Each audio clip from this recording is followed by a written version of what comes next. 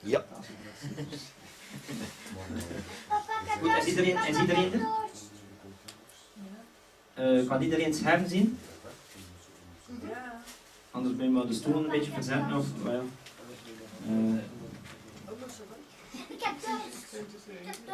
Ik zal dus straks een toespraak geven die ik ook op vorig jaar op de International Animal Rights Conference gegeven heb in Luxemburg. Maar ik zal even heel kort inleiden in het Nederlands eerst, dus ik geef mijn speech in het Engels, omdat het dus opgenomen wordt op YouTube. Maar ik zal eerst even in het Nederlands kort toelichten. Dus een jaar of 2 terug werd ik dus door mijn buren voor de rechtbank gesleept. Omdat zij dus beweren hinder te ondervinden van de bomen in mijn tuin. Dus wat doen mijn buren? Ze hakken hun eigen bomen omver. Om dan te gaan claimen dat ze hinder zouden ondervinden van de bomen. Er is dus geen schade. Er is totaal niets van hinder. Maar desondanks zijn zij erin geslaagd dus om gedaan te krijgen van de rechter dat ik alle bomen in de tuin moet omhakken, waarbij dan wordt gebruik gemaakt van wetten van de jaren 1886, een veldwetboek dat normaal gezien nooit meer wordt toegepast. Maar ik ben dus in cassatie gegaan. Cassatie heeft dus het hoger beroep verworpen, waardoor dat er dus niet anders op zit dan nu het einde van het jaar de bomen te proberen verplanten, om nog de bomen in leven te kunnen houden. Dus dat is de achtergrond van de hele situatie. Ik ben al jaren actief in de dierenrechtenbeweging. En ik heb al vele jaren pleit ik voor een beweging die opkomt voor de planten en de bomen, omdat het gaat niet alleen om de dieren, het gaat dus om alle levende wezens die moeten gered worden. Ik zou dat dus als er iets niet duidelijk is in mijn toespraak in het Engels, mag je altijd vragen om verduidelijking. Ik zal dus mijn toespraak nu starten. Ja. Hi, my name is Alain de Koesemaak. Since childhood, after losing my mum being 4 years old, I developed a deep sensitivity and special relationship with the animals and trees in my garden. From there, I evolved to become a vegetarian in 1984 and became member of SAD, an organization whose purpose it was to stop experiments on animals. In the University of Ghent, where I studied philosophy for some years, I got to know people like Leo Vidal-Thiers and Koen Margot, with whom I did help create the first animal rights movement in Belgium, ADP. At the same time, our professor Dr. Jaap Kruithof created the Manifest of Gaia, a manifest which did take in consideration that an intrinsic right should be given to all human and non-human creatures as a highly necessary step in order to save our planet Earth and all its creatures from extinction. 2 years later, Gaia became Gaia with great letters, Global Action in the Interest of Animals, under the impulse of Michel van den Bos as first bigger animal rights movement in Belgium. Professor Jaap Kruithof left Gaia at this moment, even when one of the purposes of his manifest did find actualization with the action group to save our animals. Nevertheless, the second part of this manifest remained dead letter. That second part concerned saving the lives of other life forms than animals. It was this point which made me 6 years ago already plead to form a movement which includes the fight for the intrinsic rights of our trees. We should break the artificial dichotomy between animals and plants. This dichotomy is often used by those who criticize the animal rights activists to be pathocentric. So if we use as animal rights activists the suffering argument as only point of moral consideration in order to protect our animals, we have no argument to counter our criticizers who say animal rights fighters use the speciesist argument in order to value only the animals, while being blind for what is happening with our tree and plant species. People who criticize the animal rights activists often claim that it is speciesist to value animals but not plants. This critique has clearly validity and should be considered carefully. To avoid this critique, I propose to include tree and plant species in our moral considerations, as those living beings also have an intrinsic value. Therefore, our ethical feelings, consciousness and responsibility towards our trees should be the same as our ethical feelings, consciousness and responsibility towards our animals.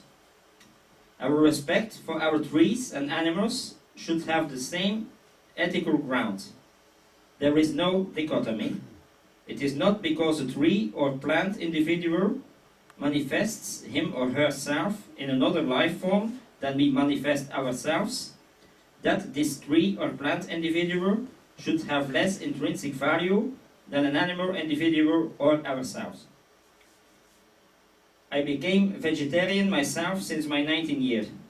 I live on this planet Earth because our meat industry is not only responsible for the worldwide abuse and for taking the lives of millions of innocent consumption animals daily, but at the same time for the demolition of the natural habitat of numerous animal individuals, and because of this, the extinction of various animal species. Apart from that, this industry is at the same time responsible for 70% of our deforestation worldwide. Because of this, every year the tree individuals living on a piece of land as great as England, for example, are demolished. Not to speak about the effects on our climate, the particulate matter and other polluting materials humans spread into the environment. Not to speak about the alarming increase of floods caused by grubbing trees and deforestations. So more than enough ecological reasons to protect our oxygen suppliers as natural habitat for man and animal. Livestock now utilizes 30% of the Earth's entire land surface. Most of this 30% is permanent pasture, but it also includes the 33% of total global arable land used to produce feed for livestock. The need for more pasture land is a major driver of deforestation, especially in Latin America, where, for example, some 70% of former forests in the Amazon have been turned over to grazing, said Dr. Ante de Roba 2 years ago in the Animal Rights Conference in Luxembourg. Most people, too often tend to reduce the value of trees, in the best case to their instrumental value, if not only seen as weed or rubbish, and nuisance falling leaves. The trees, however, not only possess an instrumental value, but also at least 6 other values. Trees have in the first place their aesthetic value as the cathedrals of our Mother Earth. Second, the ecological value, giving us our air, oxygen to breathe, cleaning our air. Third point, the emotional therapeutical value. Then fourth, a nutritional and energetic value of their nuts and fruits. Fifth, a habitat value for most of our animals. But above all those values, and all the ones I forgot to mention, every tree possesses, same as all our animals, a highly characteristic and individual intrinsic value, which every individual tree derives from itself, apart from all other values they might have for us humans, the animals, the plants, and the other trees.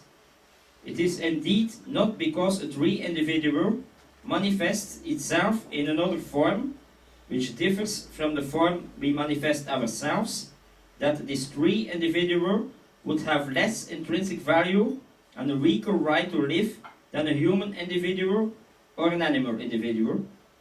Both trees and animals have individual forms of living. Both are living beings.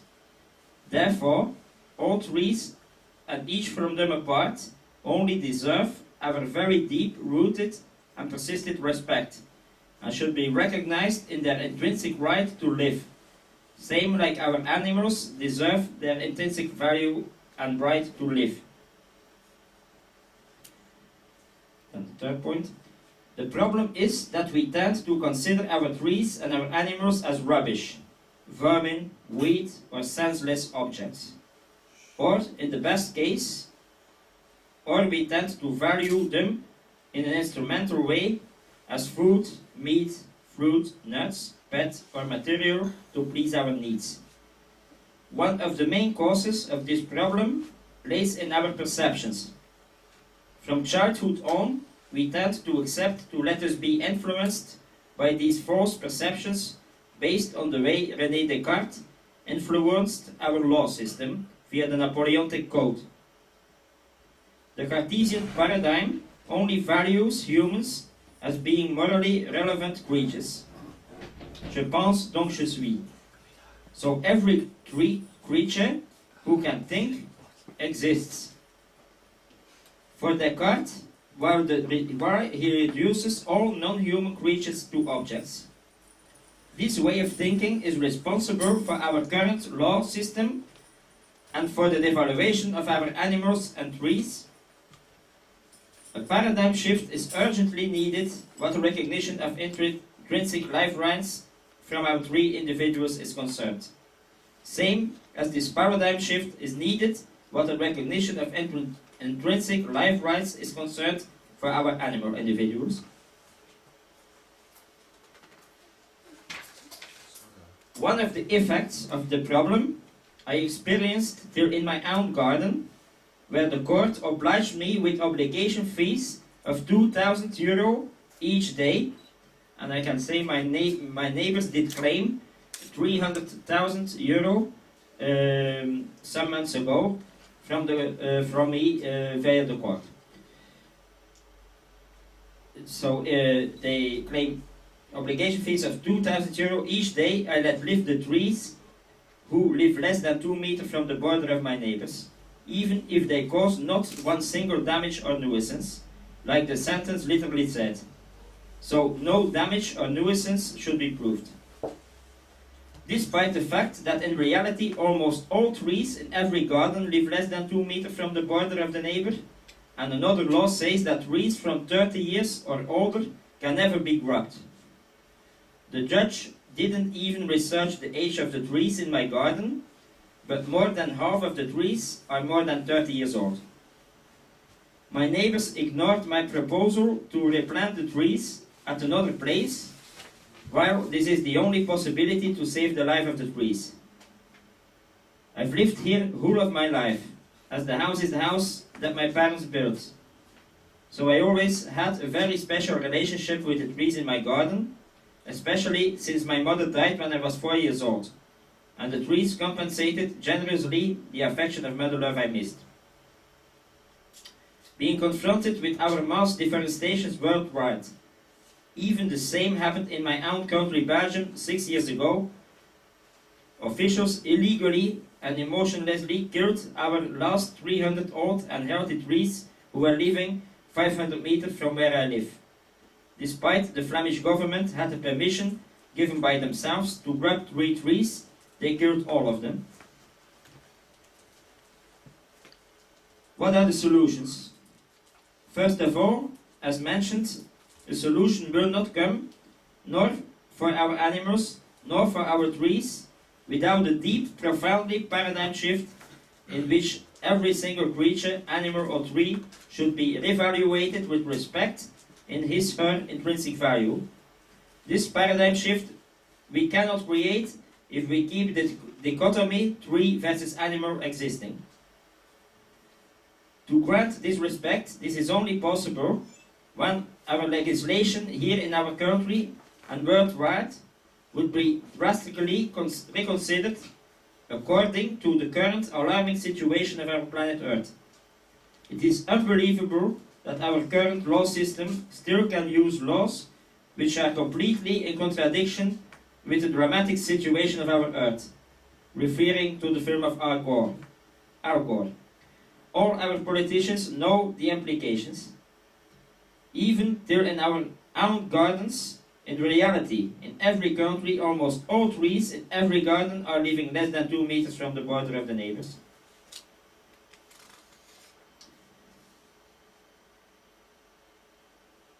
Almost none of these trees causes any damage, like also in my own garden is clearly the case. While nuisance is a very broad and flexible term, when partial shade or a falling leaf in autumn can be considered as nuisance.